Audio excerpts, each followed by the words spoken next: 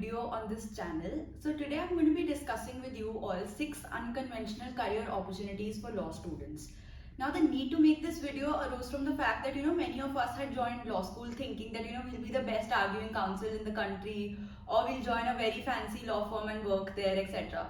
However, as and when we proceed with our law school journey, we become disenchanted with a lot of these things. So we might not want to pursue the mainstream careers of litigation, being an associate at a law firm, or judicial services, or even academia for that matter. So of course, there are a lot of opportunities that law graduates can follow, and in today's video, I'm going to be discussing the same. So the first is a business development opportunity. So a business development associate takes care of the firm's image. It maintains the firm's social media presence. It takes care of the fact that if there are any new legal updates in the market, the partners' comments need to be there in all the leading newspapers. They take care of the fact that the firm is sending out their submissions for all the awards that come out, yearly or sometimes even 2 times a year. So basically, the personal branding of the firm is taken care of by a business development associate. So you need not be like an MBA, or you need not have any other qualifications. Many of the leading law firms even today, they are hiring business development associates who are simply law graduates and who know their way around in the market. So this is one thing that you could do. And this is also usually done by people who are very social, who are extroverted, who are very good at networking, who have entrepreneurial skills. So this is something for all of those people. For all those people, they can venture out into this field. Okay, moving ahead is the knowledge management. So a knowledge management professional develops a firm's database of previously drafted contracts, agreements, notices, MOUs, etc.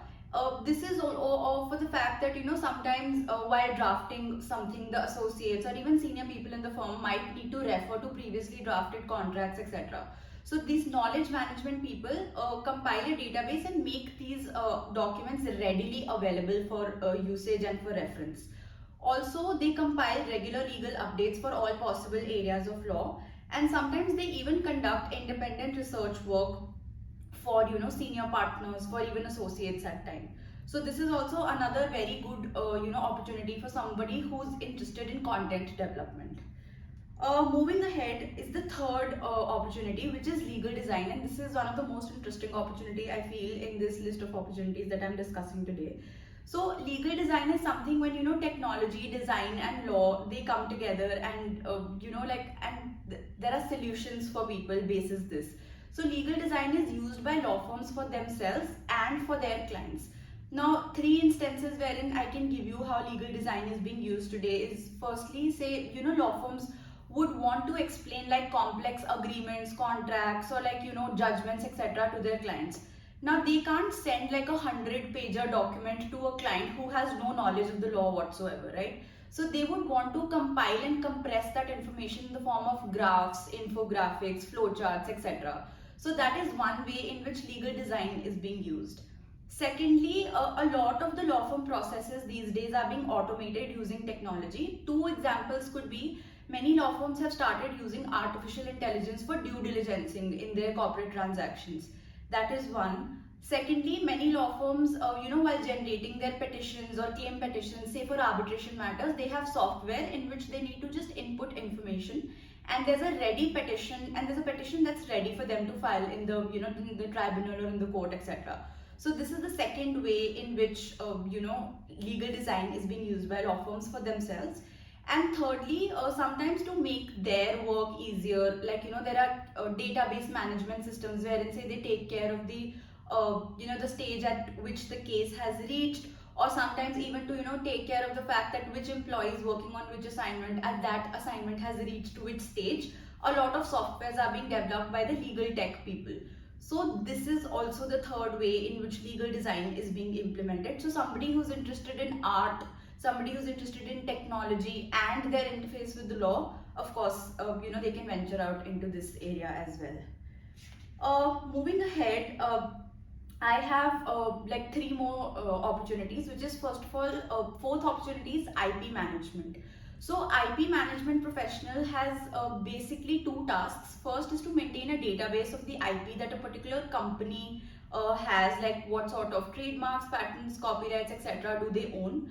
what sort of licensing has been done, to those IPs. Basically, sometimes some companies lend their IPRs to other companies. We need to keep a track on those leave and licensing assignments or leave and licensing agreements. And also the another part is that, say if there is some sort of infringement or there is some sort of action that is taken on the IP that is owned by the company, this IP management is of course need to take cognizance of this and needs to inform the senior legal people of the company, and then they are supposed to take action on this. So basically being aware of the IP that is owned by the company, and if any danger comes to the IP, this person is supposed to act on their feet. So again, this is again one very good opportunity. Next is court or news correspondence. So there are a lot of edtech platforms. I'm sure you already know all of these. The ones that I'm saying, they have their people stationed in the courts, and say whenever there's a very important judgment that comes out, or some very important development of the case that happens, these people report back to these edtech platforms, and they compile summaries of what exactly happened.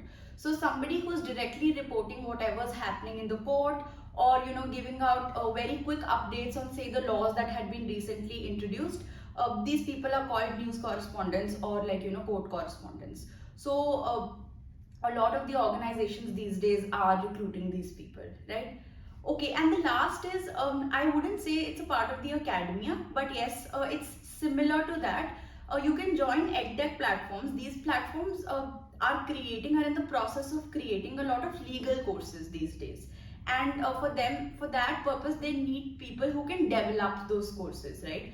And you don't need to sit and develop the course for them. You need to basically manage the development of courses for these edtech platforms. So, and of course, management of a legal course would be easier, say if a lawyer, or say if a law graduate was handling that entire process. So a lot of very famous companies like even Upgrad and like Udemy, etc., are hiring such people, and of course you can look at those opportunities as well.